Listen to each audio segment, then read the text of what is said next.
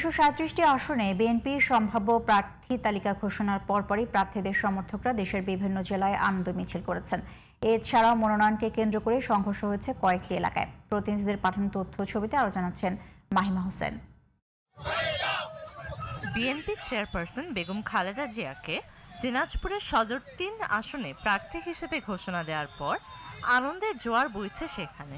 মঙ্গলবার দুপুরে বিএনপির সভাপতি অ্যাডভোকেট মোফাজ্জল হোসেন দুলালের নেতৃত্বে শহরে মোটরসাইকেল র্যালি বের করা হয়।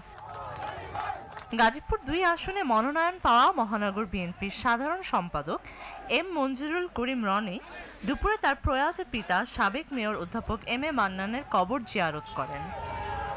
নারায়ণগঞ্জ ১ আসনে বিএনপির জাতীয় নির্বাহী কমিটির সদস্য মোস্তাফিজুর রহমান ভূঁইয়া মনোনয়ন পাওয়ায় আনন্দ মিছিল করেছে দলটির নেতাকর্মীরা।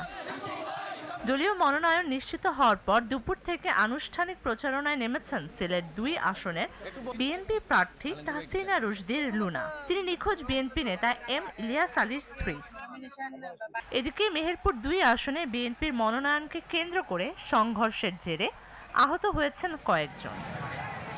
অন্যদিকে চাঁদপুর ৪ উপজেলা বিএনপির আহ্বায়ক এম এ হান্নানকে মনোনয়ন না দেয়ায় সড়ক অবরোধ করে বিক্ষোভ করেছেন তার সমর্থকরা। Mahima Hossain, GTV news.